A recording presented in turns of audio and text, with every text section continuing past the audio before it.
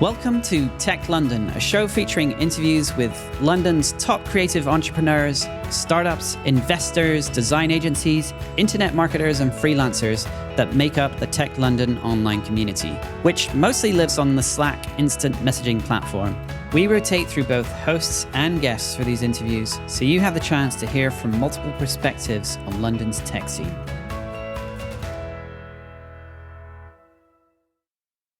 Welcome back to the Tech London podcast. Today we have a special guest named Abdi that has his own esports organization and a company named Lionscreed. Abdi, do you want to please introduce yourself to the audience? So it's called Lionscreed Esports, a professional esports brand. We're based here in London. We have operated internationally, so we've done stuff in the Middle East and North Africa. We've done stuff in France. In the UK, we've both competed on the BBC England and BBC Scotland, iPlayer. So we're up and coming. So. Wow. Well, that sounds a lot. Let's go back to when it all started. How did you start with Lionscreed? And how did you start with your own company under esports? That's a mad one, right? Yeah. That's a mad one. Let's go back far. Let's go back. Cool. This is it's a tough memory one, eh? right here. Yeah. Take your time.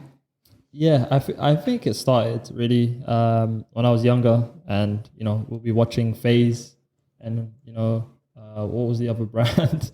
Was it FaZe, and there was another brand that was really big on the Xbox Just to be stage. clear, because obviously I do not know what FaZe is, and I'm sure maybe some people listening. Esports brand. Okay, cool. But at that time, they weren't called esports brands. They were just trick shot teams and little communities here and there, Okay. We used to. So when I was in secondary school or high school, however you want to say it, just wherever you are. All audiences, just letting you know. After school, I would really not do anything. I go home, play Call of Duty, show people what's good, and then rinse and repeat, So for me, I'm a very competitive person, and I don't really like sports in itself, but being competitive, I have to be good, right? So right. Let's push it back to primary school. I was on the chess team. Ooh. Yeah. Because I played chess. I was mad at that. Wow. Damn, man, I was winning the grown men bowing down to me. Yeah, wow. All that. Yeah, football team. I couldn't get into primary school. Or I could at the end, right in year 7. I think it was year 6. But then I was absolutely bad. Like I could toe punch the boot. I literally boom. I can get it out, and I was determined. So I was actually in primary school. I was like. Midfield, I was really fast, right? But absolutely lazy, right? So when I want to sprint, I'll get there before anyone. But usually I'm not sprinting unless it's like that goal that changes the game, that type of thing, Cool. Then fast forward, got into secondary, could not get onto the football team. I scored a couple of own goals. Oh, wow. Yeah, I scored own goals. It happens. I remember the tryouts, yeah. Someone kid it, and you know what it is? I had what's it called? I can't even explain it. You know those Adidas shoes that are not meant to be used for playing football? Like those like ones? These. Yeah. Like it was a rainy, superstars. muddy day on the pitch. A man was sliding around with those ones. Yeah, I know he was falling. I was falling. Oh my God. So that's what happened. I was not particularly good at sports, but I was a hard worker. Right. But then the reason is like I never actually liked sports for the game.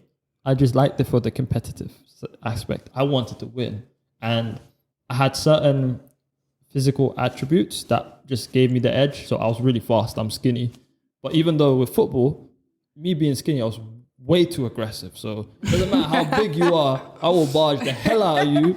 I will toe punt the shoe at your head, the boot at your head. And I had studs, so it was dangerous, So. Yeah, that's how it started. But then I got into this world of gaming, right? And for me, that was something a world that I tried to get into for a very long time. But with my upbringing, it wasn't possible. So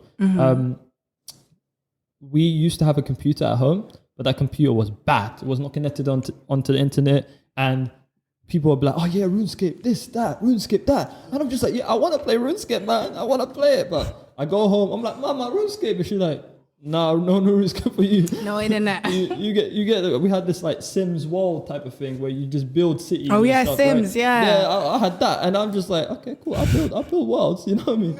And then my mom will be going to like call centers because obviously she'll call back home. You know, she'd be like calling a you and stuff.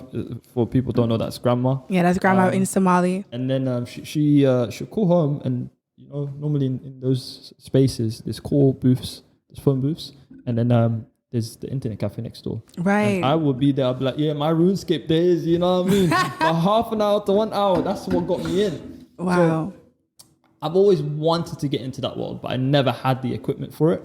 But then when secondary hit, that's when the Xboxes and the PlayStations and stuff came out. So I'm talking about like the Xbox 360, and I think it was like the PlayStation 3 and all of that came out. Damn, okay, cool. So that's when stuff happened, and the games, the Call of Duty games came out. It came out, I was there every night, every day. As soon as that bell, everything, I used to run home. Trust me, I've never been that fast before, right? Wow. I never used to take the bus. I ran. I ran. So yeah, cool. So I used to just play a lot, but at that time it was like little communities. So I would like little cliques and stuff like that. Yeah, you have your friends, and my friends. We had this like gang tags and stuff like that on the games and stuff like that, right? But then here's the thing. Here's the thing. I got to a point where my team was just heavy, you know, like my clique at school was just heavy. I was just like, you know what, boys? I got a message from this you know, SYG Thunderlord 3, yeah? And he's a lot better than you guys. So like, man has to roll it back. I'm joining that clan now, you know what I mean? So I left them, and they're like, yeah, I joined this clan. But then I left, and you know, they just had a different world out there, man. They were playing against people that are a lot better. So I was just like on the day, like just playing, sometimes faking ill just to play, you know. But mom, I got toothache. She leaves for work. To the point that she found out my antics once, yeah. She came over, she's like, what are you doing? Like, every time I'm sick, she hides the PlayStation. That's it, bro. She got sick of it, shit. Oh, she was like, So yeah. So that's how I got into it. Okay. But then, so my mother was very determined to be like, okay, education. Right. Even with football, I was really bad when I started, but by the time I was in year 11, I actually got into Fulham Academy. Oh, wow. But basically, there's a story behind that. Where and what's that? Is that like a football academy? Or? Yeah, so one of the big clubs, and the local clubs for us, right? But then my mother was like, education. Right. So she came down with the law in the house. She was like, you see this? That's the inside and the outside of the house. This is border control. I am border control. You step into my house, you need a visa. It's my rules, right? Yeah. And I was like, all right, cool, man. She was like, no football. So I went in sixth form, education, flopped the first year. Yeah. Sorry, mum. I know you don't know, but I did flop the first year. But you're hearing it now? Yeah. So what happened was I chose physics, chose mathematics, and all of this crazy mad things, yeah. But then at the end of the year, man came out with some D's and F's, you know. And then not D's and F's. And then here's the thing. At that point, then I literally said to myself, you know, I could do better than this. I remember having the results. My friends like, show me what you got. I'm like, shut up, bro. You know what I mean? And then I walked home as it just became muscle memory walking home. I didn't run, I walked, right? And I was looking at every 5 minutes, I'm like, nah, maybe it changed, didn't it? So then, I came home, I hit it. And she was like, how's the exam? I was like, don't worry, first year I passed it. And she's like, cool. She didn't even ask to see it, bro. Yeah, but I was like, all right, cool. Second year, I went to the school, I was like, listen, not bad. So I said to them, I was like, is there any way that I can redo these exams but privately? So my mother doesn't know, but they're like, no, but you're not in the school anymore, basically. You flunked it, so you need to find a college. This is sixth form. Right. There was this one teacher, yeah, rep teacher, business, yeah. She was like, no, you can join my class. So I did 2 years worth of sixth form in one. Oh, wow. And I came out with 3 A's and an A star. Oh, congratulations. So I did the first year and the second year together. I was doing overtime like mad. Man was staying there with that business teacher. I forgot her name. I shouldn't have done. But like, she gave me an opportunity. I was like, yeah. And I took it seriously. And yeah, I got crazy grades. And I took it home to my mom. She's like, cool, this is not a university degree though, so go get a degree. Right. So then, yeah. So just to like get to, when did you start your own business in the esports? Lionscreed. It's come. Yeah? Yeah. So this is uni I'm days. so eager. I'm no, it's cool. I got you. Yeah, build up the story. So this is uni days, yeah. So my mother didn't want me to go to any university outside of London. So I was I'm the oldest. So she was like, nah, you staying home. You need to look after the little ones. I said, cool. So I chose Leicester, Southampton. If you guys know that, that's not in London. And I got accepted to both. And my mum was like, in Leicester, the city. Oh, wow. I said to my mum, I'm like, Mum, I got accepted to Southampton. You know how good that is? She's like, that ain't in London. You ain't going. Yeah. So what happened is I had to go into clearing, you know. And the clearing people was like, listen, you either take these options or you wait until next year. And I was like, I could play Call of Duty, you know. But my mum was just like, where's that uni? You know, so I joined for the university people. They might be hearing this. You guys weren't a third option, I promise you. But I went to the University of Westminster, right? You like that one, Blake? To be honest, that's. By the way, we got a crowd over here. We got Blake, the sound engineer, and we got Oscar sitting here. We're a whole motherfucking team. But yeah, go on. Abdi. So yeah, at that point, I actually was involved with the. So here's the thing: there wasn't no game society, there wasn't no esports society. But at that point, I was really competitive, man. The whole scene in the world kind of blow up. Yeah, so it was getting really popular, but it didn't really formalize yet, right? We weren't selling stadiums just yet, you know. But this was getting interesting to the point where I was just like, I'm gonna watch my eye in this, you know. It might be a business thing, you know. Just wait my thing. So what, you was playing your game and you was like? No, I used to play just for fun then, right? Okay, cool, yeah. But this was when YouTubers started making money, right? And this is when people started making their passion money, but not most people. It was just an individual, right? Right. But then people that had passion for it. At that point is when I was like, I'm keeping a close eye on how these people are making money, because you saw these people just going like, yeah, this is how I pay for them. Like, excuse me, right? So like, I was like, all right, cool, you know.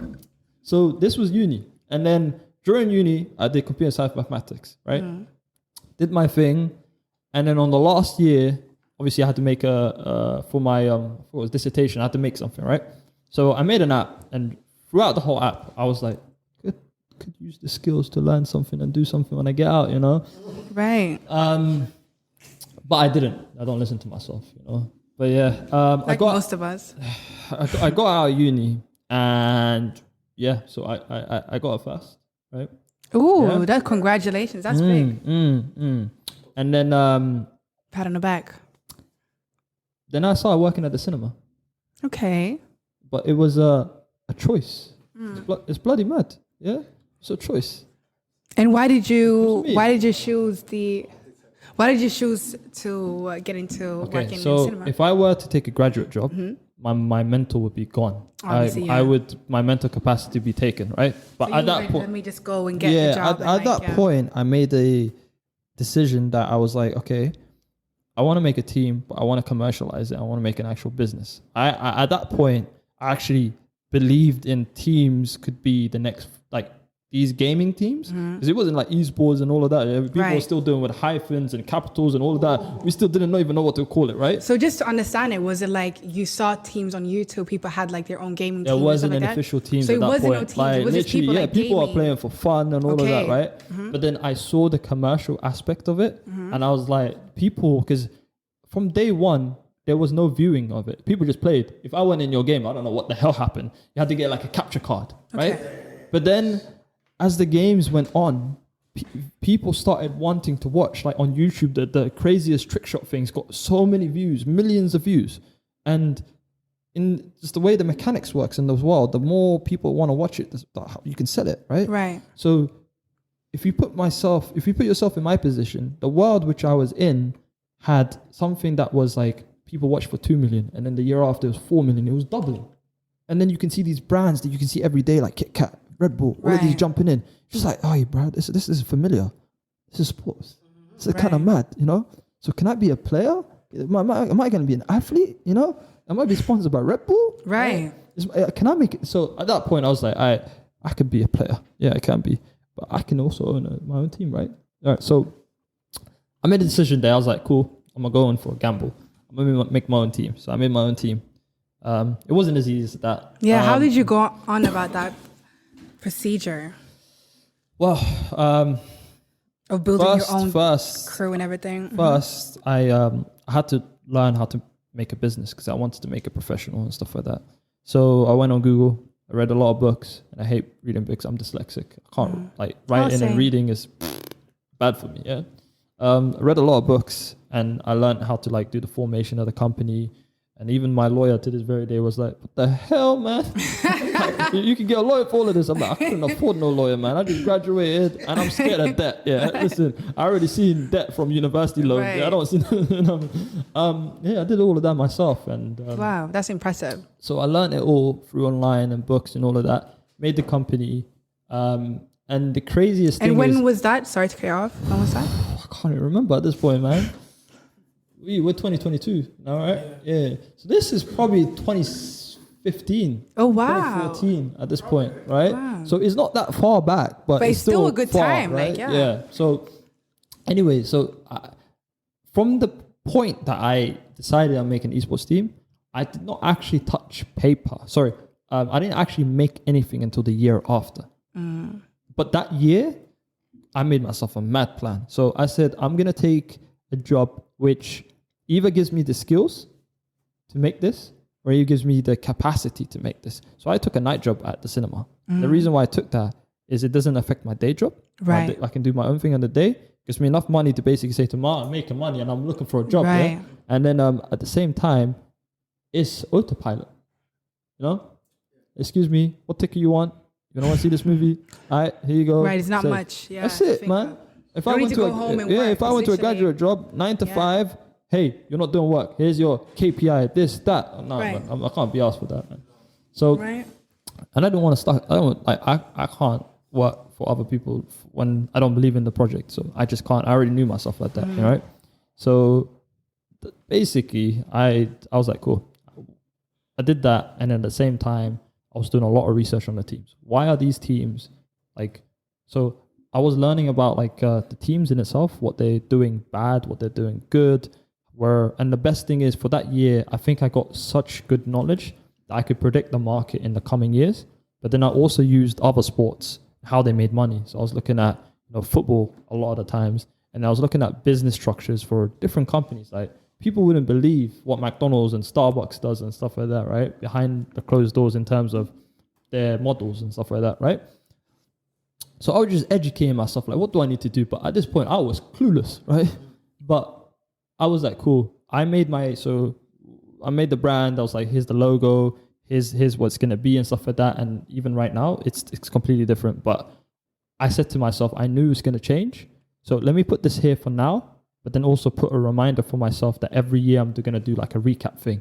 Why I chose that. Is it the same meaning? Do I need to adapt? Stuff like that. So I did that. I put that in day one. The whole time when I was working at the cinema, I was just doing that thing. And then I left the cinema and I went to Lola's Cupcakes. Yeah, Lola's Cupcakes. But I did it for a reason because Lola's Cupcakes? Lola's Cupcakes. So I did that because I learned marketing from them. Interesting. And how did you do that? So I took an assistant job for it, right? And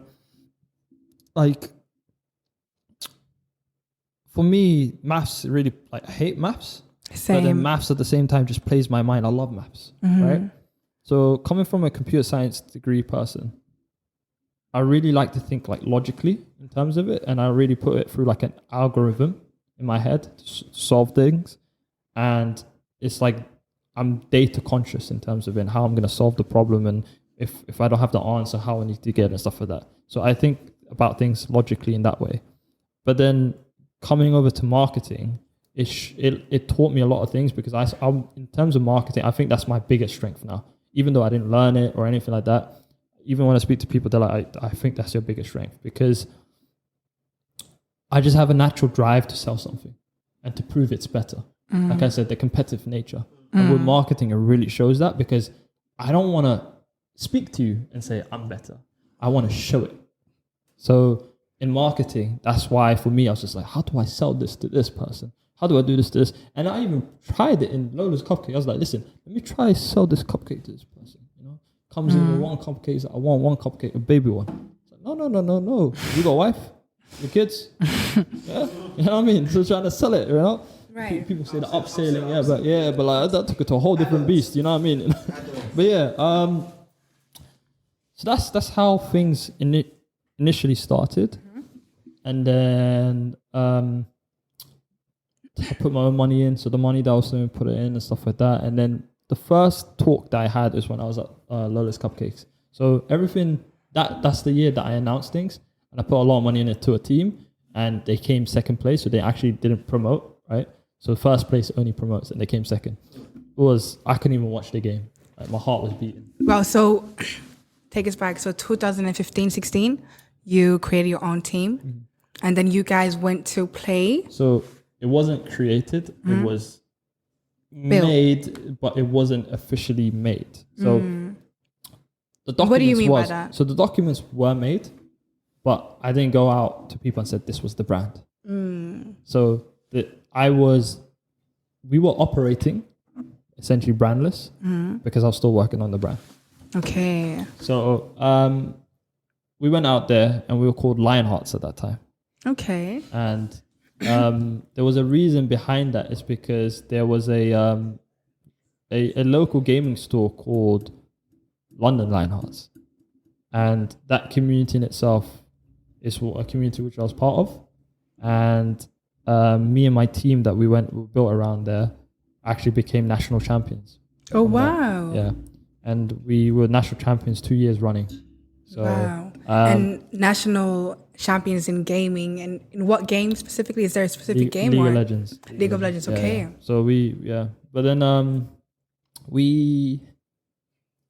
It's so much to learn, because even me, like, I have no clue about gaming and stuff like that. I'm learning with the audience right now. So yeah. So then that's basically how it happened, and then so you said Lionheart. It was called initially Lionhearts, but that honestly, I hate trademarking things and stuff like that. We called it Lionhearts and stuff like that, and then after a point, I was like, wait, but that's the venue we came from. They got the name Lionhearts. I can't copy this, you know? So I changed it to Lionscreed, you know, in case of people, we own that trademark. Don't touch it. Right. But yeah, so that's basically, we got to that point and we started playing, and some lawyer came to buy cupcakes. And he was like interested in what I was doing on the side. Just shitty chatter, you know, like while I was preparing the cupcakes. I told him, and that was a buzzword. Esports is a buzzword, and that's when it started getting like buzzy. And he was like, "Oh, so you do esports? Can you teach me more about it?" So then he sat around the place that I was there, and he was there for 20 minutes, 30 minutes, 40 minutes, 50 minutes, whole hour. And then he was just trying to get him information. And then he dropped the business card and said, "Come meet me." Oh wow!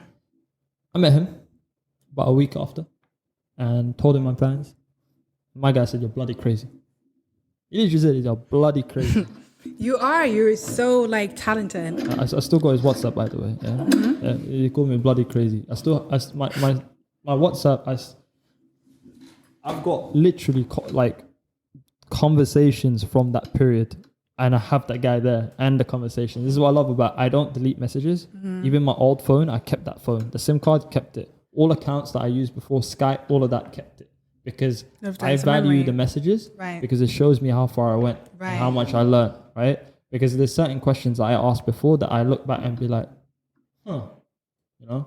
So I don't delete messages just because from that, even if I fuck up and I ask, am I allowed to? Yeah, you can swear. Okay. Yeah. I know, I'm always like, can you swear? You can swear. Yeah. So basically that's what happened, and he basically called me crazy. But it was. And can I just ask, who was he? I can't actually bid him out. Okay, cool. Let's not do that. Basically, it's a law person in what's the place called? Is he like within gaming? You know Monopoly, those blue squares, yeah? What are they called again? Blue squares. Oh, Community Chess. No, the blue squares, the highly priced ones. Oh, Mayfair. He had an office in Mayfair. No. Okay, cool. And he was like, "Yeah, you're crazy, man." So I was like, cool, you know, went about my days.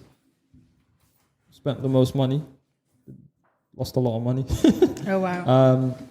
And did my thing. But then I was confident, and I was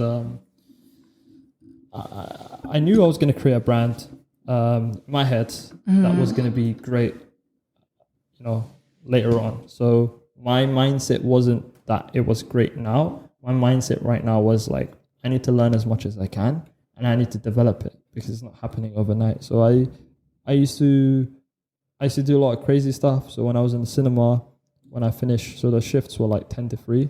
So I finished 3 a.m. in the morning, and if it's raining, I'll walk on. Oh wow. Just because. And how long was that walk? About 20 minutes, 15 Oh, that's minutes. not bad. But I did that just so I didn't get comfortable. Because if I hate my job, I'll work harder. Right. So a lot of people probably laughing right now, but like No, but that's very true though.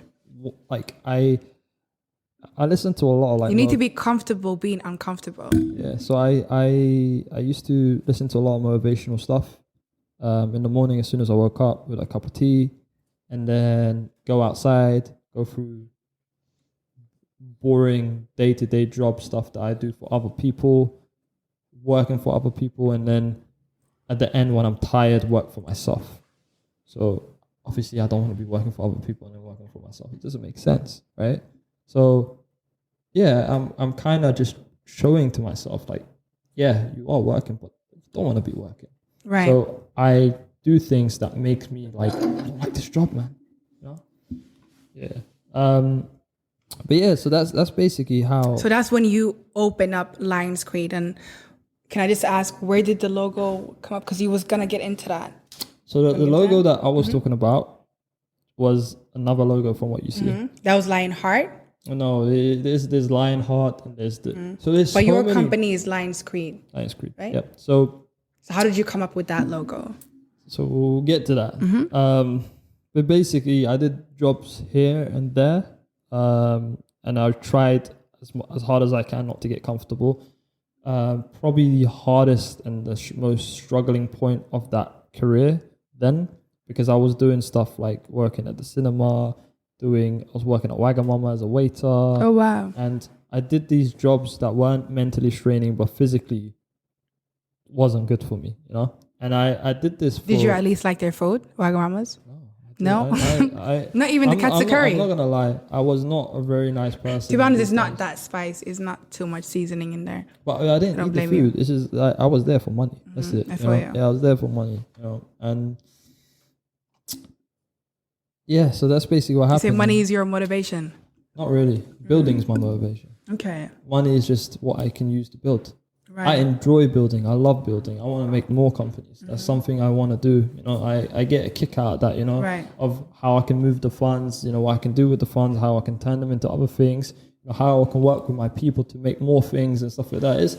That's my motivation. The money thing is just getting to that point, So, but yeah, in terms of the logo, that was my day 1 logo. Then I had day 2 logo, day 3 logo, day 4 logo, and we worked on the logo as a team because I was by myself, and then you say a team, so I worked by myself, and then I built, because I am nothing without a team, right? And a brand is nothing without a team, right? So I built likewise like individuals, and I used to roast every single one of them. I used to say, look, you guys are shit, but here's the thing, I'm shit too, right? But here's the real thing is we're going to be something as long as we bloody... No, you don't look at him. I'm looking at Oscar. I'm like, is that true? I'm telling you now, every single person of the brand has, if they can't take it and they aren't as hungry, then they're not here. It's not for them. I feel you though, because you want everyone to be a team and like equally brand for the thing, have the same passion. That's how it is. A lot of people want that, and if you can't do that when you're small, you're never going to do that, right? So I met Oscar at an event, and he basically was volunteering at the event. He was like a waiter or something, right? Yeah. And I asked him, what the hell is he doing there, right? And he was the only black person at that event. That's why I was speaking to him, right? It's like, bro, what's going on here, bruv? Yeah. I see you. And then he told me, he was like, he's volunteering because he's a student and he wants to get into esports. Right. Cool. I was like, that's nice, man. Met him again. Another event. Volunteering again. I didn't know even meant to be there. He's like, can I help you? He was asking the woman at the Microsoft store, the gaming bit upstairs. He was like, and I saw him again. I was like, aren't you the same guy? Right. By the way, guys, Oscar is sitting right here. He's a friend. Hello. He's a friend of Abdi, and also he does events and he does a lot more gaming. He's amazing. Sounding, everything. He's amazing. Like, yeah, amazing guy. Yeah. Continue. I just wanted to I met him a third time before I was like, you know what? You're exactly like me, man. Like, so after that point, I took him under my belt. And I basically, since then, been training him. And then there's been other people in various occasions and stuff like that, that for me is just determination. Like, he didn't know anything. And I'm saying that strictly, right? He didn't know anything when I met him. But today, when it comes to broadcast events and stuff like that, he knows a lot more than me and every single other person that comes into a room with him. It's amazing. Now, what we did was... Yes, Oscar. What we did is we had roughly about 7 people. But those 7 people, we identified sections that made the business a success and different from other people. And we said to the people, because those 7 sections, every single one of us were just as determined as each other. And we said, this is your area. You learn everything there is about this area, and you come back. Right. So we all did we all did our own things, and then we came back. And essentially now, the reason why the brand is so strong in terms of management is because there's stubborn, really big-headed people who are also like we're confident to the outside world, but to the inside world, we roast the hell out of each other, right? And the thing is because we were there from day one. And the reason why I think we're so strong is because we've stayed together for so long. And the reason the brand is so strong, and we'll get to the brand, is because the same people have been working on it from the get-go. More normally, people leave and it's a person's idea and the people add on to it. And it's your logo is like a description of the people who built it. Right. So you had the core team still sticking with you. It's still staying strong. And the good thing about it is we can roast each other, we can shout at each other. You know, like I laughed at him when he got fired. Yeah, man, you gotta find humor in anything. Like it's like he's here smiling. You know what I mean? Like it's crazy, right? But I'm sure something better came out of it. Man, we actually got like love for each other. Like, and the thing is, I can tell we built the brand, and the amount of respect we got for each other is crazy. Like, I've spoken to a lot of like owners in the esports and stuff like that. They have trouble, and they spend a lot of time communicating and stuff like that. If you see me and Oscar, I ask him something, and this is not about people misinterpret this. I ask him something, he does it without question. It's not because, he's scared of me or anything like that. No. Because Oscar will ask me something, I'll do the same thing. Right. It's because we built a level of trust for them that yibba yabba and all of that. We do it and we ask later. Right. So it's just, I don't know. Like, this is not something we set out to create in terms of the mentality within each other. It's something that just happens. Right.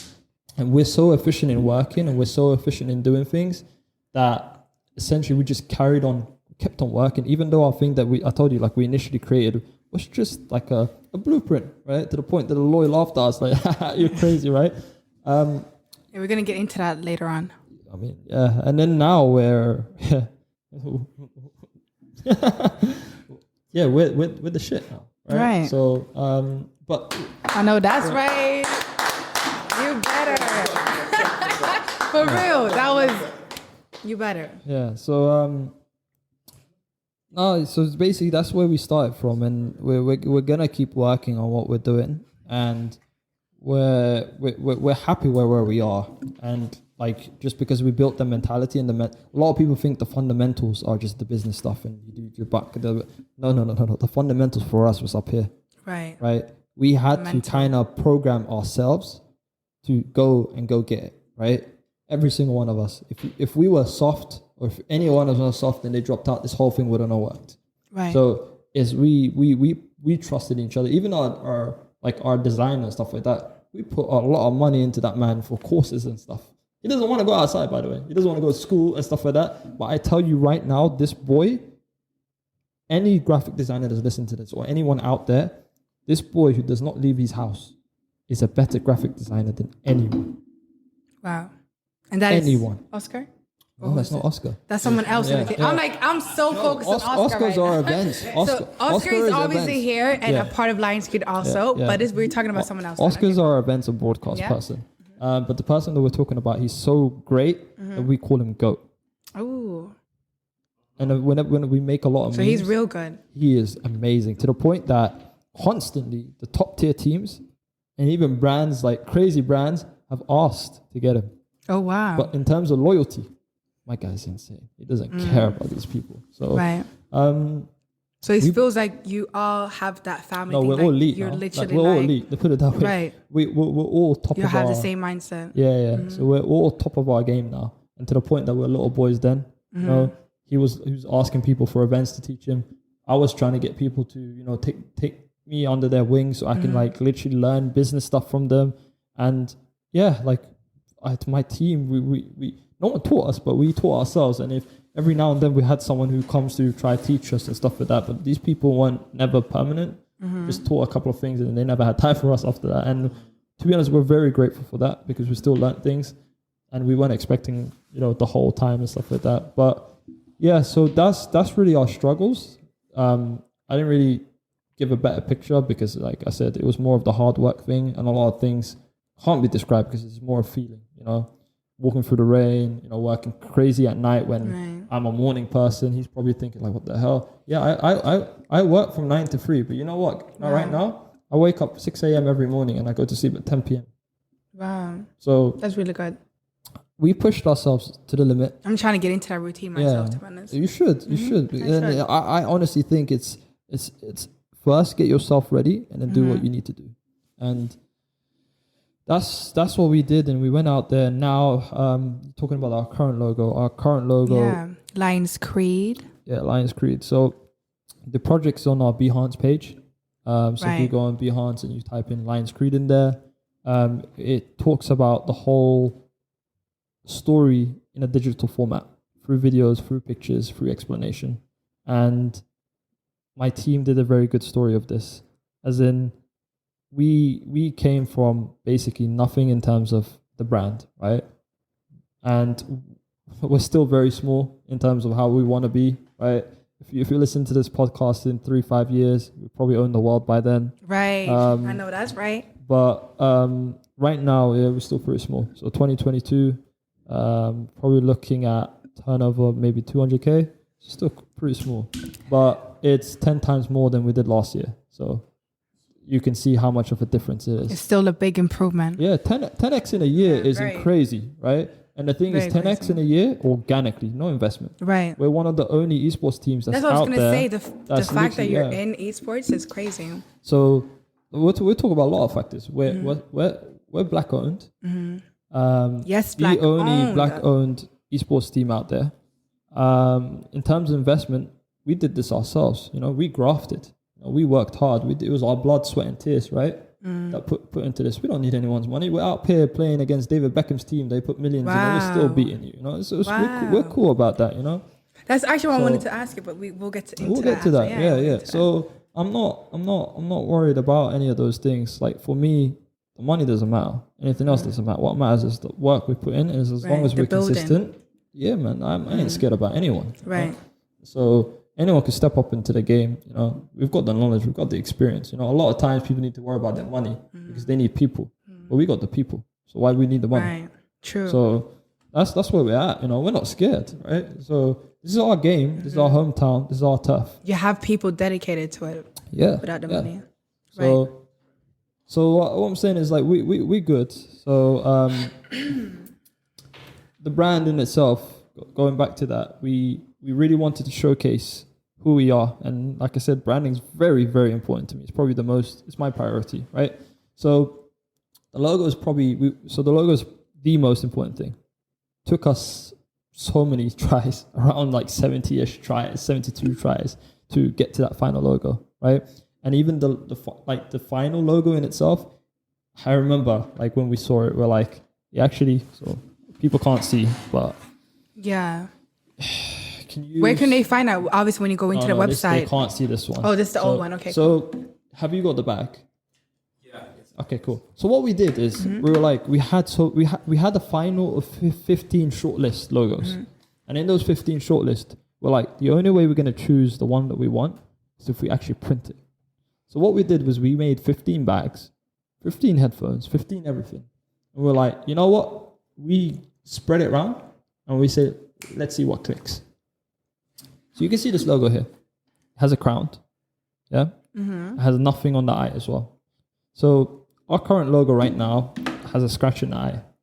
And that scratch in our eye means the hard work that we put in. Like we went through very difficult times and it scarred us physically and emotionally. Right. Getting to this point. So that is more of a like, you know, when you go to war, you have a ribbon. For us, that is our ribbon because we remember the dirt and the stuff that we went through to get to this point. And then we removed the crown because we don't believe that a crown, like, it's symbolic. But one, we don't need a crown because we're kings in our own mind. Right? And we worked hard, and once we achieve the thing that we want, we don't need a crown or something physical to be given to us to show achievement, right? So we removed the crown because that's not who we are. We don't need you to tell us that we're kings, right? Because we're happy with where we are and we're going to get there, right? Simple as. So the other one over there is the text-based one with the scratch. Scratch coming from... Yes, let's see what Oscar got here. Okay, so this is a whole bag. I wish you guys could see, but it says Lionscreed and this is scratch on it. Okay, cool. So yeah, so you guys do bags also? You do products? We did everything just to test different stuff. Because the thing is, a logo on the screen and something printed is completely different. And that's something that we learned with our old logo. So our logo was very, very hard to print, but we knew that when we made it, right? We made it because we were like, okay, cool, we got no money right now. So people aren't going to see our brand a lot of times. If we make it very simple, it's just going to, people are not going to take note of it.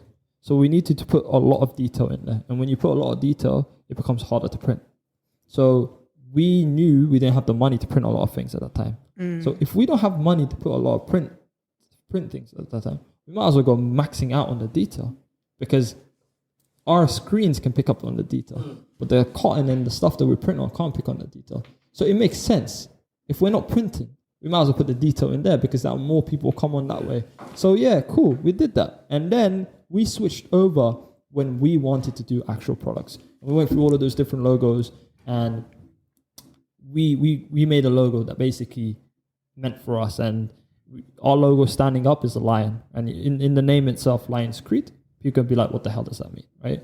And the same thing with the crown. A lion in itself is a king of the jungle. And he doesn't need to prove to other people. He doesn't need to prove to any other animal, right? He knows he's the thing. He's the shit, right? And the creed is a following. So it's a group of people that follow, right? We follow a belief or saying or something like that, right? And for That's us, really cool. Lionscreed is we know that we're good at what we do. Doesn't matter what it is. We know the belief of a lion. We know we're good, right? And there's a hidden story behind all of this. Is like later on and in this, as we go on, the way that we promote things is whenever we do videos, there's always an orange tint in their eyes to show the passion. Because the passion is what drives us, and it's that lion inside you that drives you to get what you want. I feel motivated even hearing this right now. So that's really how we got around that. So and then if you flip the logo upside down, it really shows a person or a character that is meditating, because we feel like, when you flip it and your world is flipped upside down, it's not the end of the world. You just need to take a piece, you just need to chill, So there's a deeper meaning into it also. There's a deeper meaning to everything that we post out. So I love that. Yeah, we nothing that we goes out without a meaning and a thought, and we made that decision of saying we're gonna put the effort in it because we don't want to put shit out there. Well, that's cool. So you mentioned obviously that you team won against David. What happened? We just saw the What happened? We turned the logo upside Yeah. down and saw the. No way. Let me see. I just need to see at the same time. Let's see. I wish you guys could see, but go into the website. To the Instagram, Lionscreed with 2 G's at the end and turn it upside down. Oh, wow. Don't sleep on me. Wow. That is very smart. Guys, go into the Instagram, Lionscreed, double G's at the end, and you'll see, turn it upside down and you see someone meditating. Well, that's really cool. Wow. Okay, so I wanted to get into it. You said your team won against David Beckham's team. So do you want to mention, like, how did you first get into the esports and the tournaments and everything? And also, where are your team in the Fortnite League? Well, the David Beckham was just a name, right? But I can say Jesse Lingard. Oh, wow. So you obviously played against very other known people that have their own teams. And obviously, like you said, you had your own team, whatever. But so just tell Jesse Lingard thank you for the money. Yeah. Yes, Jesse Lingard. We appreciate your service, right? We'll hashtag him in. My boys got the Rainbow Six team over there. Hope they're looked after. Oh, so you won over Jesse Lingard's team? No. You worked together. We sold him some players. So oh wow, his team, okay. Yeah, so he got players from you. Yeah. So look after our players. Yeah. Okay. That's sick. Yeah. Right. But yeah, so yeah, there's a couple of. There's players a new word, literally, like we were speaking about. This is football. It's like football, man. There's agents. Like there's right, trading. like come on, like people getting traded and like scouting, right? Like So our current model right now is we're young and we're to our roots, right? So we pick up a lot of talent. Those talent we train and they become potential. And these newer people coming into the game. I'm sorry to say this, but you guys have nothing. You don't know anything. Coming with money, So we're gonna give you those players, right? So they just want to buy out the better players and stuff like that, right? So we're cool with that because we know we've made our funnels. And we've got like youth clubs essentially all over the place. So you can buy this player, but you better know there might be a better player there, or in a couple of months, we might have the same talent. You never know. Right. So we're very rooted to our community, and the community loves us. So can I just ask, how did people like Jesse Lingard, those type of people, find your team? I'm assuming, yeah. Well, Jesse Lingard has a team, and the team is looked after by a manager and a coach and all of that. So they just look for better players. For their team, right? So literally scouting. Yeah. So it's not Jesse Lingard himself. He just owns the team. Yeah. Right. But he's actually very involved. But yeah, so we sell players, we buy players, we play in leagues. It works pretty much like football. So yeah. Yeah, literally, yeah. Yeah. Okay, so you mentioned before to me, before we started recording, that you guys are obviously playing Fortnite, and there's a Fortnite league within the EA Sports. Can you? No, there's not. Esports. EA Sports. Sorry. It's all right. It's all right. I'm so glad that you corrected me. Esports. Thank God. I was like. Okay, so esports. our boy Bloomy, right? He's one of our players, right? By the way, you better win today. I'm pretty sure he's playing qualifiers today. You're gonna play today, Oscar? He's already our Bloomy's already playing today. So Bloomy is playing in the second rounds of the European tournament right now. So that's one of your players within Lionscreed. So there's 3 rounds to it, and he went through. So I think the event is about an hour and a half. Or 2 where hours, can people find this, right? if anything? It's on the official Twitch for Fortnite. Okay. But yeah, so it's like 2 hours, and he qualified in like 30 minutes. Oh wow. Yeah, he was out. I called him. He was eating noodles. I was like, "What are you doing, man? what are you doing?" He was like, "No, I already qualified, man." Wow. You have to win points, yeah. And he was like one of the first people to qualify. Okay. So basically, he's real. He good, must man. be sick. He is real good, and the thing is, our players always have an attribute which people kind of doubt them for a reason, and that it's the thing about us that we see the talent within other people don't see the talent, right? So one of the players that we saw the Jesse Lingard's team, he had an attitude problem, right? But he didn't actually have an attitude problem. He just wanted to be telling people that he was better than them, which is true. He was talented. So a lot of brands try to cover that up, and then he gets upset when he funnels it, and then things get upset. Whereas we said it, there's a limit, but go out there, tell him.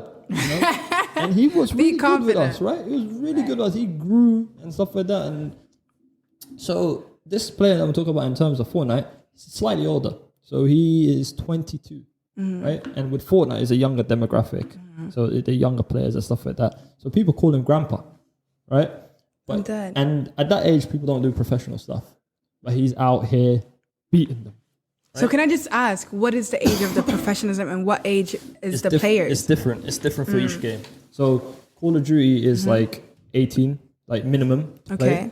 And then there's Fortnite that's like, I mean, they could play in all sorts of ages for that. But then League of Legends like 16 minimum. So it okay, so it varies. Yeah, it varies, and the maximum varies as well. So the range varies. Yeah. So yeah, in terms of the world right now, how gaming is, it's kind of crazy. And where we sit in a good position because the sport is growing, we're growing, and even if we don't do anything because the sport is growing, we're growing. So just as you have Premier League, Division 1, Division 2, we're sitting in our league, and we're just seeing people in the same league as us raising a couple of $100 million. And we're just like, you know what, you guys do what you need to do. But best know, when you all raise and we're the only brand left, we're going to get that couple of millions and give nothing. Right. So I'm very interested because, you seem like you have been doing a lot. And with the Fortnite, the league, how has that been going for you? Like, how does the ranking and stuff that works? Like your teams? It's a leaderboard. So it's point system and it's leaderboards. So and what plays are your team in? So this tournament is not we don't know just yet. It's currently, right? Okay. But so is it like a yearly? It's like Champions League basically. It's like a new one every year. So there's a yearly one, but the World Cup is like frozen right now because of the COVID situation. Okay. But we have European tournaments, which is like the Champions League. Bloomy came 10th last time. Oh wow. So yeah. And is that 10th in England or? No, it's basically European. So the whole of Europe is the 10th best player. So your team came 10th. So the player that we have is the 10th best player because with that game, it's like you pick the players and the players are supported by the brand. So whereas in football you have like 11 players or something. I think so. Don't. Yeah. If in Fortnite it always switches. So it might be 1, 2, 3, depending on how they switch it up on you, just so you don't get comfortable. Okay. You might get one good player, amazing, and the next couple of weeks they're like, it's duos now, and now you have to find he might not play good with other people, so now you have to switch it up and be like, I'm sorry, I need to get someone to play. So they try and make things hard, right? Right. So he himself, amazing, and we, I should disclose this. Haven't said this to anyone, but his partner. We might have to get him too, like goddamn. Okay, I actually wanted to get into that because how do you connect with people and how do you find your players? I have a coach and I have a manager. Okay, so and they scout for you, basically. I have a scout. Okay, so they do the work and find players around stuff like that. And how does that work? Do they watch? They watch Twitches? the games, yeah. Okay, and they watch all the different games and they're like, this guy, and they speak to the other team and they're like, cool, yeah. And then they bring them into like a custom game and they're like, all of you scramble. It's like tryouts. Right. It's literally like any. Yeah. So they grab people that they want and they do tryouts. And in those tryouts, they're like, okay, this guy performed well. We'll try him and stuff like that. So it's honestly, a lot of things is replication from normal football or sports and stuff like that, Right. Okay. Well, I wanted to also ask, what tournaments have you guys been in? Because I put down a question, Wembley Stadium. And no, we haven't played in Wembley Stadium. You haven't played. Yeah. Is that like a big tournament? Or? Well, yes. So that one is the like League of Legends Worlds, right? And that one, you need to qualify from your regional one first, right? And in the regional one, you need to buy in with 10 million minimum. Okay. Just 10 for the sport. million. 10 million minimum. Wait. That was the price when it first started. It's rumored to be about 30 million right now. What to qualify to? No. Just to buy the spot. Just to have the To buy a opportunity. spot? Just to have the opportunity to play. Wow. What? Yeah. So it's literally about money to like be a part of this gaming thing. For that game, yeah, it's franchise now. Wow. So yeah. How do you feel about that? How do I feel about that? You want to start your own thing, or because I know you like. I can't make my own league, but Who knows? they know. I mean, Listen, they got licenses. I ain't.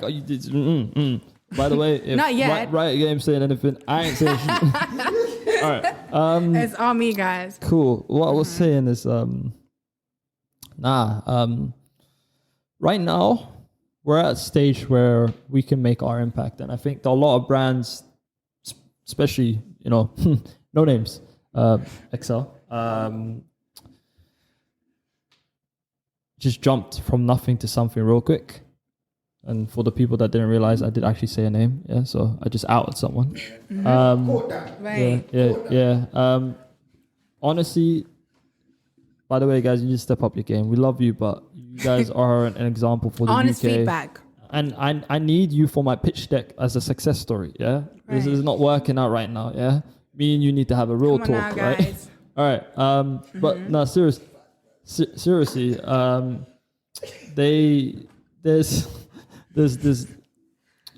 there's a lot of brands that went from like the bedroom to like like they raised like 120 million.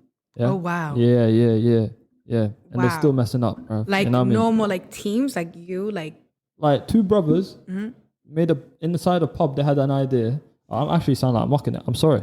So yeah, this. No, but that's still a in a sick- pub, yeah. And then they went home, made a team. They grinded hard for a couple of years, and then I forgot where he's from. Some guy from Australia came. He owns a team over there. He owns this huge capital company, and was like, you know what, 150. There you go, bang. 150 million? Yeah, dropped it wow. in. So yeah, Lord have cool. mercy. Yeah. So they bought in for 10 million. So now I'm gonna tell you a story. There's a team. Do you watch football, right? So okay, who am I speaking to right now? Blake. All right. So just Blake people. watches football, by the way. I'm not. No. Hold on. Just so people know, right? How good is your football knowledge? Not that good. What You team might do you have to pull support? out your phone, bro. You might have to pull. All right. Do you know the German league? Yeah, pull out your phone. Wait. Dortmund. Okay, you pull out your German. Pull out your thing. Okay, there's a team. Bayern München, is that not Hold German? on. There's a team in there called Shackles.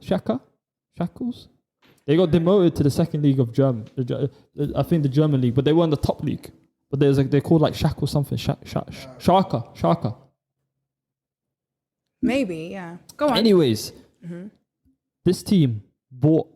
All right, forget. But listen, this team bought the spot for 10 million. Yeah. Okay. They bought They what? bought the spot for 10 million. Wait, hold on. Yeah. Okay. Guess what happened? They got demoted in football, so they went from Premier League to basically Division 1, right? No way. So you know what they did? They had to liquefy their assets so they can actually put money back into football to try promote, right? The same spot that they bought for 10 million I think it was like 2 years ago, they sold for 30 million instantly. They flipped 20 million for staying in the game for 2 years. Wow. Wow. That's how much you make by just staying put at that level. That is actually crazy. So now when I said that we make money by just staying put here, that's what I meant. We love that. Okay. Well, where are you playing next? What is the future for Lionscreed, obviously? Like, what are you guys doing right now? Cannot and talk. what is the... Yeah, talk. Abdi, talk. I can't talk. I get in trouble, No, man. talk. Listen. Obviously, we have... There's the thing, yeah. But okay. We have obviously a All right, time we all need right. to follow. Yeah, I would love Abdi to I will talk, say, but yeah. for me to talk further for that, I need my lawyer present. So Rahul. Yeah. Rahul. He's not here, by the way, but yeah. Please call Rahul. I'm in trouble. We got him locked up somewhere. Cool. Now, where is the future? But where are you now before we even get to the future? Where are we What are now? you guys doing right now? That's a hard one.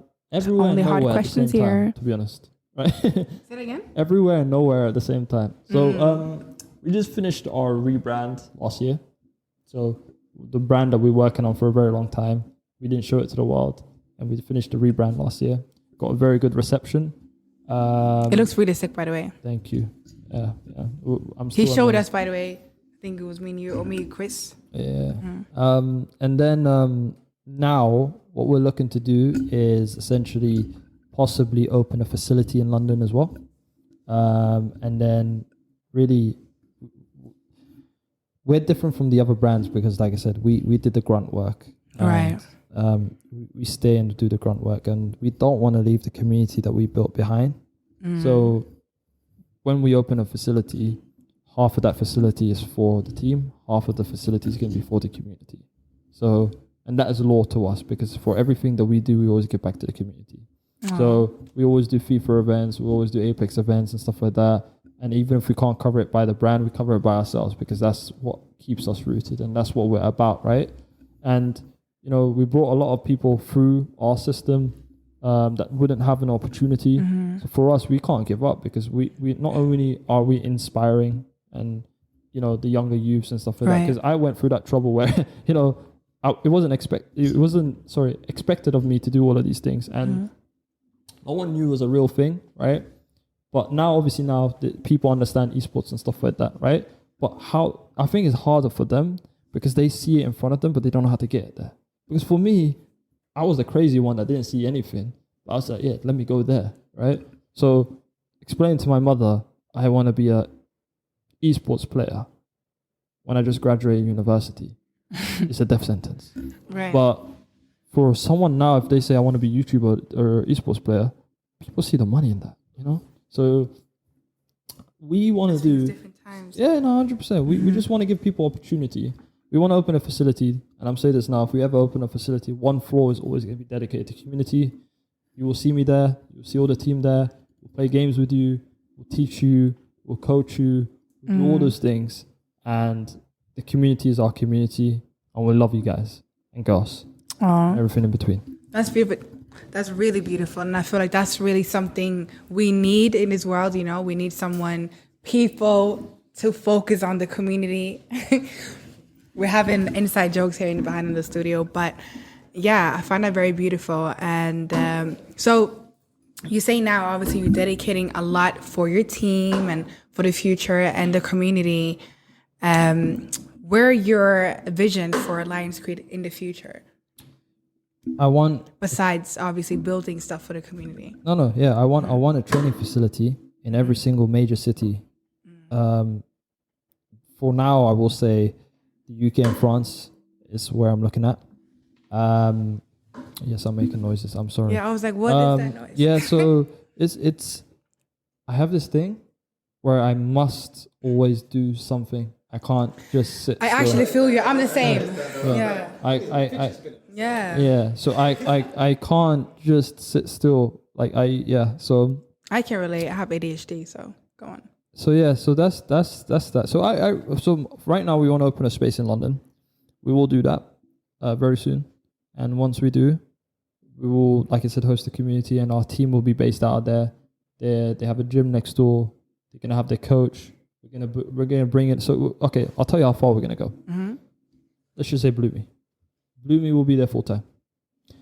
He will have his coach to teach him about the game and that is one of the players, like by the way, right? guys. So you know. And then he will also have a nutritionist, and then he will also have just to a keep gym him instructor, fit. right? Okay. So yeah, to keep him fit, everything he eats, everything that goes into that boy. So it's basically like a football player, literally, because people are thinking, "Oh my God, gamers are so lazy. They're just eating crisps and drinking Red Bull." But literally, you're thinking way ahead because you're like, these people need to also be healthy. You know, your reaction speed is the most important thing in gaming. And 100%. Trust me when I say this person has so many omega-3 supplements and stuff like that. So get that fish. Yeah, so we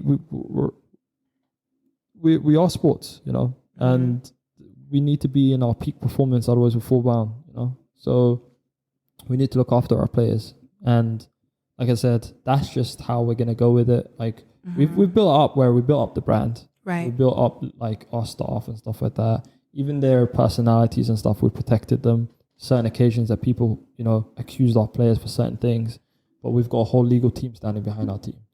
You touch our players, you touch for us, we come for you. Right. You make sure that your there team are is players. okay. If they haven't, if we believe that they haven't done anything wrong, like I said, we're a family. If we believe they haven't, most teams would just release them. These days you have the accusations Like that fake, go around, right? Yeah. And first thing that teams will do is release their people. If we don't think there's any grounds to it, we'll do our internal investigation. Because at the end of the day, we're a family, we're a safe space. And if I believe someone has done something wrong, not only would I go after that person as in remove him from the brand, but I will also fund the other party to go after it in terms of legal matter, right? But when it comes to our players and our staffs, and I don't think anything has come out of the investigation, we will fund it. And we have support them. Done that in the past, and you can actually look it up. And we went against entire leagues, and most people said we was childish about this, but we even released all of the documents between the communications between the two parties because we believe the public have the right to know, right? Right. So yeah, don't leave anything in the blur. Yeah, Just no, 100%. Right. So we look after our people, whether it's what they take in through their food and stuff like that, but also their mental and stuff like that. So yeah, we take this properly, and we wanna grow to be an international brand and represent not just London but the UK, but also Lionscreed worldwide, the England, yes. and Europe, whole world. Yeah, we'll be playing against aliens soon, real quick. So yeah. No, I love that. To be honest, Abdiqani, it's been amazing. Thank you. Your business, your whole thing is actually so amazing. Like for you to build nothing to something and have a whole team, Oscar sitting here and like so many more. It's just so amazing. It's inspiring. I'm even learning more, and I'm sure a lot of people listening to it are also learning a lot. But I just want to thank you, and I wish you the best in the future. But before we even close this episode, can you tell people where they can find you, your website, your Instagram, and everything? Yeah, so all our social media is lionscreed.gg. So it's consistent throughout. Lionscreed.gg. So Lionscreed and all of the things. Sadly, my socials are private. Okay. But that's your private though, right? Just to explain, that's because I really just want to focus on getting this sorted. This is my priority, and I will say that out. But if you guys do come to community events and you do this, I am always present. Right. So I show face, and if you come to me, and I will give you that moment of time. Like I've taught a lot of people how to start up their own brands in terms of esports teams and stuff like that. So I have nothing against it. I love the community. I love the people. So you're also mentoring and helping people. Anything you ask me, let me know. Like if you see me, let me know. Right? It's just for me through social media. If I'm at home, I want to be at home.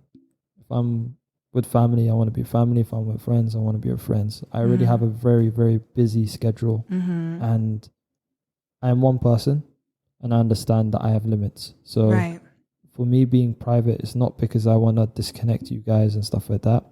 It's actually for me is I don't want to be online because I'm so hectic with my offline life right now. Right. So maybe one day you will get there. No.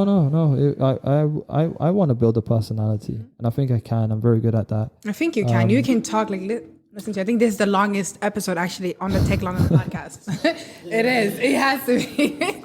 It is. Yeah. Usually they're like 25 minutes. It's the competitiveness. So I'm going to like vlog. I'm going to do a lot of those things later on, but my priority is I want to put the same energy that I want to put into myself into the brand.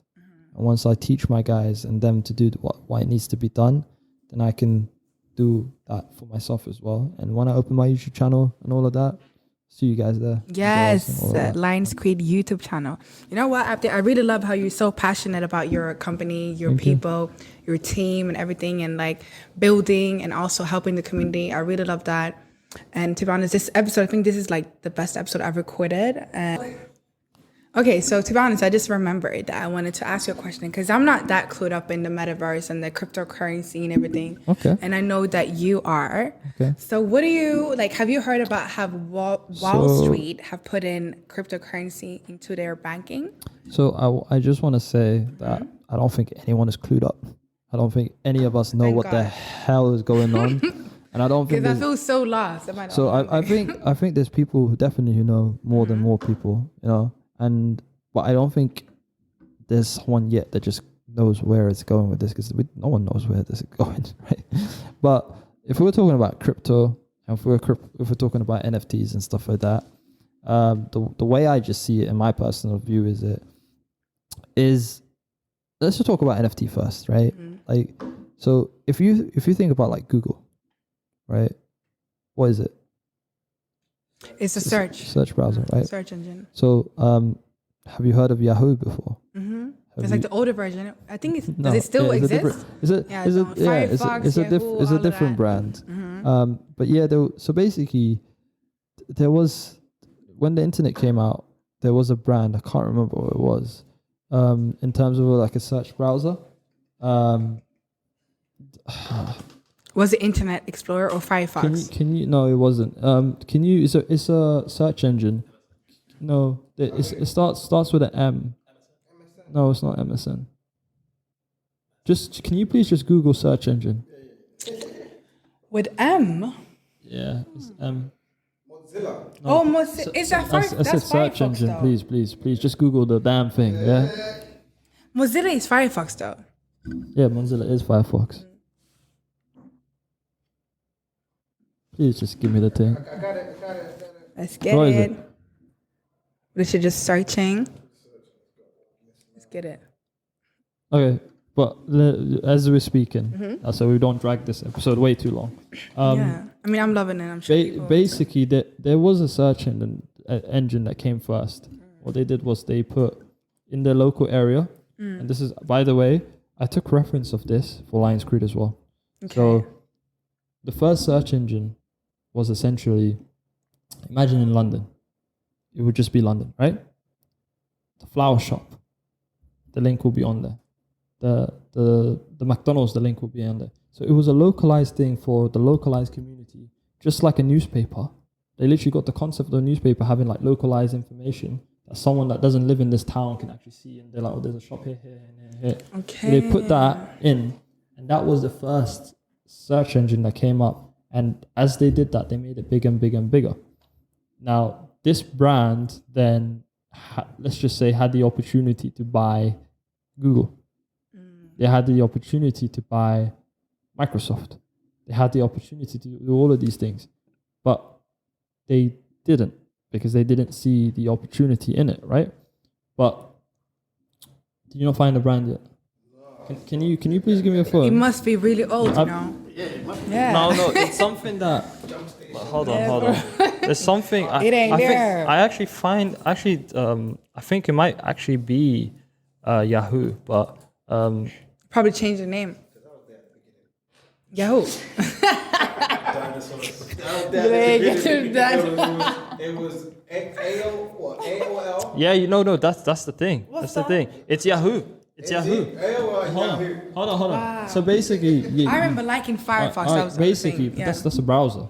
Yeah, search yeah. engine. So so that's not literally Yeah, the same yeah. thing. So basically, I'm still learning. listen, hear me out. Yahoo had the option to buy these brands, had Google and all of this stuff. But you know what? They were like, yeah, we're gonna do our own thing, right? And they were like, nah, we don't need you. But they just copied it, and then they did everything. They did too many things at once, basically. But the reason why I'm getting to this is no one believed in these brands. The search engine was just, you know what I mean? But they had utility in there. But look how much they're worth now. How much are they worth now? I mean, I can't give you a number because it changes every day, but you know what I mean? That's no But, lie. hey, man, we're talking about billions, you know? Right. But what I'm saying is And that's not Google, is it? What is that? That's the other one you was talking That's about. The Google. Yahoo. That's Google. Oh, Google. Oh, yeah, Google, of Yahoo, course. I'm so sorry because they Because sold. I thought you was talking about Yahoo. Because I think they sold back to something for like 20 million or something. But anyways, 20 million? it's Oh just my nothing. God. But getting to the point. We move. Basically, what I was trying to say is we don't really know about the value of things early on. Right. and it only it's really hard to say.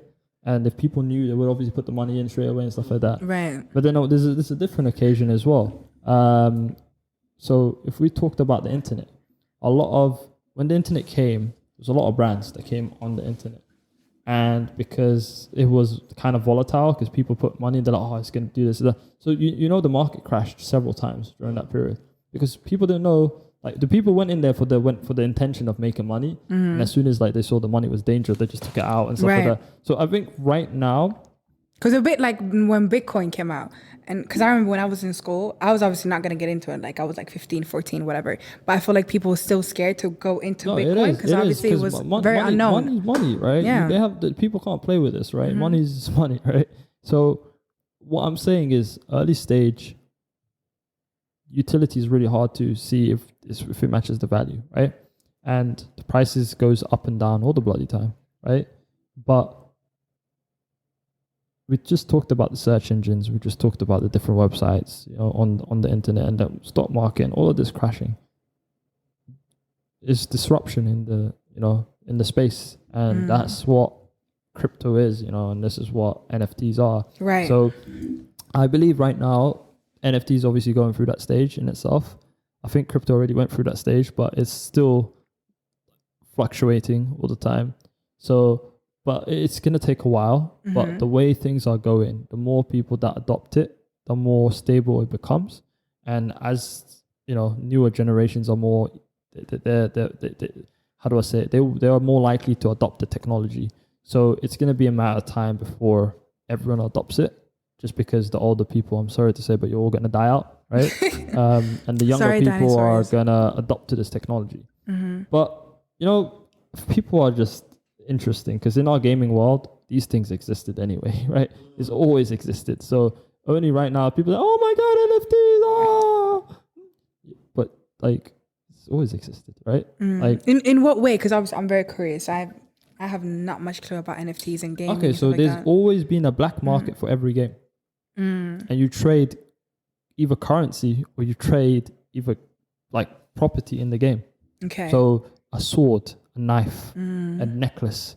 It's true, to be honest, yeah. It has value to it. It gets traded in between the black market. And here's the thing. In the black market, what they do is they trade real world value for the items. Right. So they will put £20 for a necklace. The reason I know this is I used to play catch up with RuneScape, like I said to you guys. I didn't have the time for that, right? So I used to be like, hey man, how do I get this item that they all have? I don't have time to put in this thing. So my mom gave me money for Eid. I'm just like, Mama, I know you gave me this money for Eid, but see that shop over there where she's like, the money exchange. I'm like, yeah, basically put the money in there. And I was like, yeah, but you need to send it to this Jagex HQ, Cambridge, Yeah, and I did that, and I got myself some membership and some items and stuff like that. So this world has always existed, and the reason why gaming and crypto and all of that is so close to each other is we lived with this since day one, right? This is not a new concept for us. It's happened. But you know what? The new gamers these days, the babies, right? They don't understand the concept because they just get people rug pulling and stuff like that. So they're just like, they don't trust it, right? But we went through all of that, right? I've already been paying £20 for a virtual currency type of thing. I've been doing that for ages, right? It's true because I remember I've played a little bit with my brother, like GTA and stuff like that. You have to buy guns and stuff like that. Yeah, and you go through a currency, but how do you get all of that? You could either put time, which is like the play to earn. You need to win the stuff. It's like play to earn concept for crypto and stuff. Or you could put real money in and just buying stuff. Right. So a digital currency has always been there, really. Right. And the only reason why it's becoming a problem now is because it's coming out the game. You can purchase it with real life stuff. So then people are just like, no. We need real money. Right. So, and it's very interesting because I feel like it's, like you say, it's something that's been existing, and I feel like it's the metaverse and NFTs and everything. I feel like you gamers have such a not a privilege, but you guys know more because it's that's something you guys are used to. You know what I mean? So for me, it's just wow, this is a whole new world. But at the same time, people like you in gaming, you guys know all of this, buying stuff, buying swords or whatever. 100%, yeah. And I can give you an idea. So the game that I played, RuneScape, right? It's in itself, it was really hard to get certain items, and that items you could sell it for other things. And the value came from its rarity, right? And so or there were certain items like it's basically supply and demand in that price. You have NFTs that are really pricey because the supply is low and the demand is high. So it's pretty much the same thing. So honestly, I think right now it's just the value concept. It's really hard to get value for certain things, and people don't understand the value for certain things. Well, so people are just releasing projects. But when an NFT comes where the value is like people need it, the price will go up. And then that price people will pay for it. So I do believe in NFTs and I do believe in crypto. And I think it's an amazing technology. And I do believe it's here to stay. We just need to go through this essentially growing pains and education period with people. And like if you got crypto, hold on to it, man. You heard it here. Hold on to your coin, man. Before I take it. Right. We're going to take it. Well, Abdi, thank you so much. Again, I just want to say thank you so much for coming here. No problem. And I just want to say best of luck with Lionscreed. I think what you're doing is very amazing. To see someone, first to be like, it's a Black-owned business, you know, and the fact that you're focusing on the community and you're building your people and you care so much about your team is very amazing to me. I'm literally just repeating myself because we had to like cut some bit off. It's okay. But yeah, very amazing that you could come here, and I hope to see you again. Guys, you can find Abdi on Lionscreed. Double G? Double G. Yeah? Yeah. Yeah, that's it. GG, good game. Thank you so much. Yeah? Yeah, Thank you so much. You better make this podcast the best. I might have to come back here round 2, you know. We will, because you're such a good storyteller. Oh, I haven't so said half the story, but that was just one of them. I mean, So this is part 2, guys. You heard it here. part one. Part one. Oh my God. All right, thank you. Bye. You've been listening to the Tech London show. If you're interested in joining the community or even making an appearance on this show, make sure you join our Slack group over at techlondon.io. Till next time.